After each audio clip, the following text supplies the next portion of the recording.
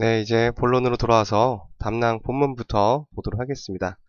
일단 먼저 가장 처음 보게 되는 내용들은 기본적인 내용들이죠. 아마도 해부학과 연관된 내용들이 설명이 되어 있습니다.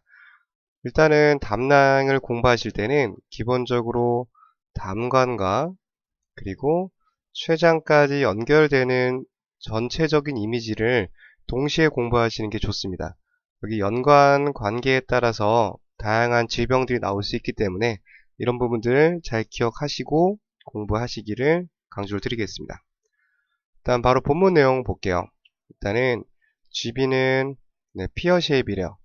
서양 배 모양이라고 해서 서양에 있는 배 모양은 이런 식으로 생겼다고 하네요.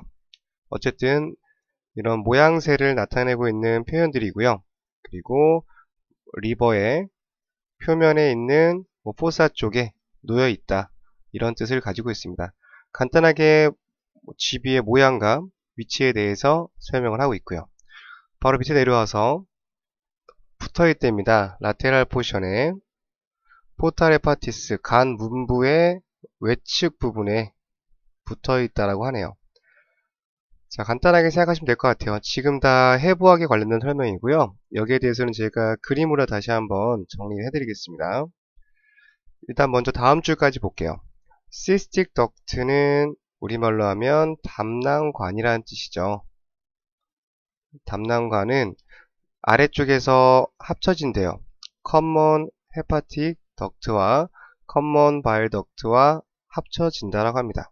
일단 문장에 대해서만 쭉 보고 넘어가도록 할게요. 자, 밑에 내용 보겠습니다.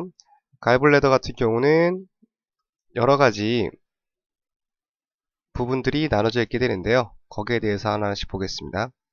푼두스, 바디, 넥 등의 스펠링 좀 교정할게요. 부분으로 나눠져 있고요. 그 다음으로는 하트만 파우치라는 부분이 있네요. 하트만 파우치는 넥 주변에 위치하고 있는 시스틱 덕트 주변에 위치하고 있는 포션 부분 중에 하나입니다. 자, 이 부분에는 스톤이나 기타 등등 여러가지 어큐뮬레이트 축적이 된대요. 그래서 폐쇄의 원인이 된다라고 하네요.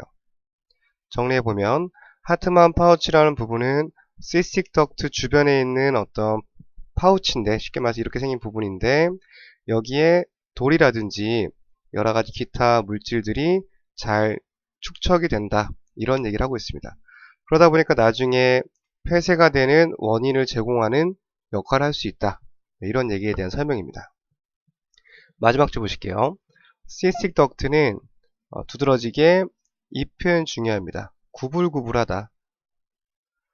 보통은 일자가 아니고 이런 식으로 많이 휘어져 있는 상태를 표현할 때 이 단어를 많이 쓰게 됩니다. 초음파적으로는 이런 표현들이 나오면 영상으로 나타내기가 좀 어려운 부분이 있습니다. 빔과 수직을 만들기 어렵기 때문에 영상 구조물이 구불구불한 형태를 가지고 있으면 초음파상에서 표현되기가 좀 어렵다. 네, 이 정도 먼저 기억하시고 넘어가겠습니다. 그래서 GB 넥 쪽에 있는 부분들인데 담낭과는 좀 구불구불하대요. 자, 일단 해부학 공부하실 때 이렇게 문장만 가지고 이해를 하기에는 좀 어렵습니다. 그래서 이제 그림과 같이 보시면서 제가 설명을 조금 드려드릴게요. 그림 보면서 설명드리겠습니다. 네, 일단 기본적으로 갈블레더 아나토미부터 보도록 하겠습니다. 그래서 공부하실 때는 이런 식으로 다 연결되어 있는 그림을 선택하셔서 공부하시는 것이 좋습니다. 간과 그리고 담낭, 여기는 12지장, 췌장까지 연결되어 있는 이 그림을 같이 떠올리시는 게 나중에 문제풀이 하시거나 스캔하실 때도 도움이 많이 됩니다. 먼저 내용 볼게요. 라이트 헤파틱 덕트, 여기까지는 간 내에 있는 담도예요. 지금 그림 보이시죠? 간 안에 있는 여기를 간내 담도라고 합니다. 그래서 인트라 헤파틱 덕트라고 불려지게 되고요. 어쨌든 간 내에 있는 담도가 밖으로 모여져서 쭉 나와서 커먼 헤파틱 덕트를 만들게 됩니다. 라이트와 레프트가 만나서 하나로 합쳐지게 되는 거죠. 다시 한번 깨끗하게 적어 드릴게요. 두 가지 합쳐진 덕트가 쭉 진행을 하다가 아까 설명드렸던 시스틱 덕트, 구불구불하다고 말했던 시스틱 덕트를 지나가게 됩니다. 이런 식으로 여기는 합쳐지게 되고요. 그래서 시스틱 덕트와 만나는 그 다음부터를 커먼 바일 덕트라고 불려지게 됩니다. 초음파적으로 구분하기는 어렵지만 기본 해부학적으로는 시스 덕트를 만나는 기점으로 커먼 바일 덕트로 바뀌는 것을 원칙으로 하고 있고요.